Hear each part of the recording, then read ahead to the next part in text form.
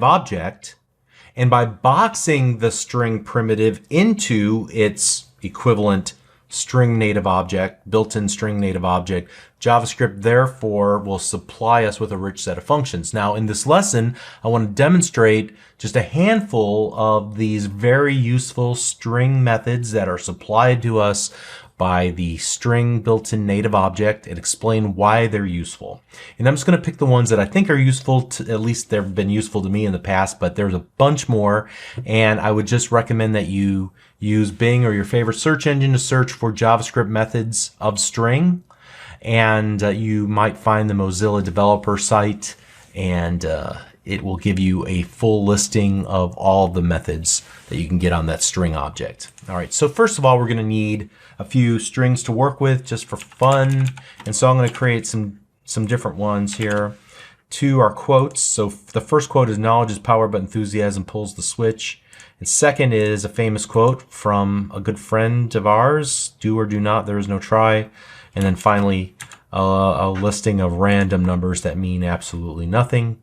And then, you know, one of the things that I didn't really mention at the time is that do you realize that, and I'll just put this here, you can even call these methods on string literals. Like, for example, console.log, Bob loves you, dot. Isn't that crazy that you can just do dot on a string literal and call to uppercase? Well, you certainly can. So let's see this message in all of its glory, because I do in fact, whoa, let's call strings. I do in fact love you. All right, let's move on. All right, so let's use a couple of interesting methods of string. So we're going to use the split method. I'm just going to call set my split equal to this third one defined on line 3 with those with those values, those numbers that are separated by commas. And the split method will allow you to say, hey, every time you see a comma, split that up and take the element in between the commas and add that to an element of a new array. And so let's go console.log my split. And here we have an array with each value as a separate member of, or separate element of that array. Pretty cool. So you'll do this a lot whenever you're working with data and it comes to you in some sort of string-like format. You can split it out.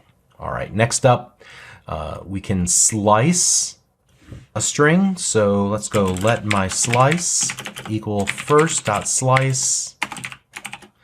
And then we give it the starting index and the ending index just to kind of pull out one little piece of the string and put it into its own variable. So then we can do a console.log my slice.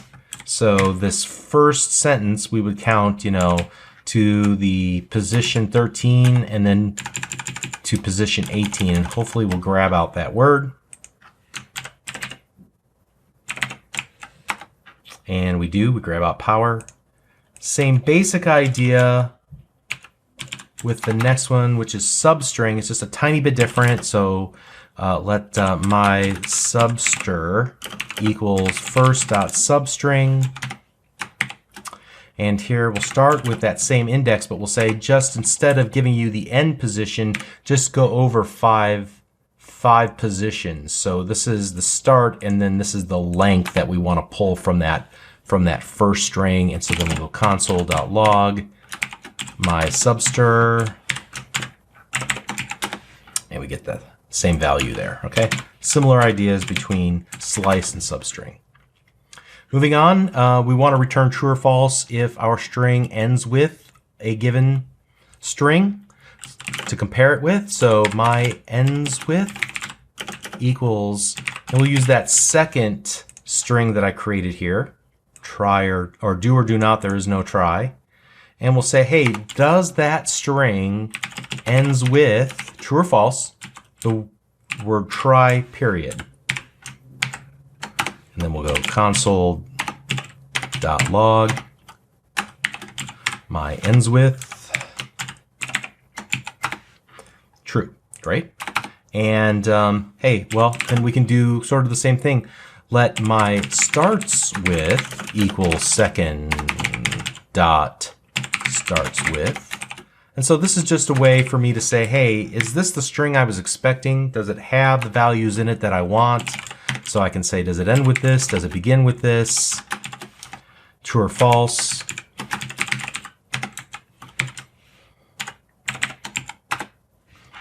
All right, so that's true as well.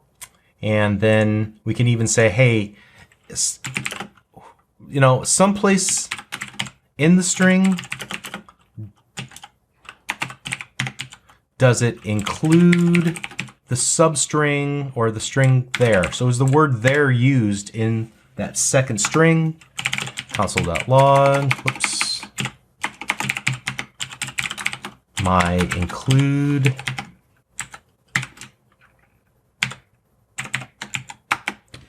whoops, there is no there, all right? How about capital T in there? Ah, that's true. All right, so it is case sensitive. All right, so let's comment all these out. Which is interesting.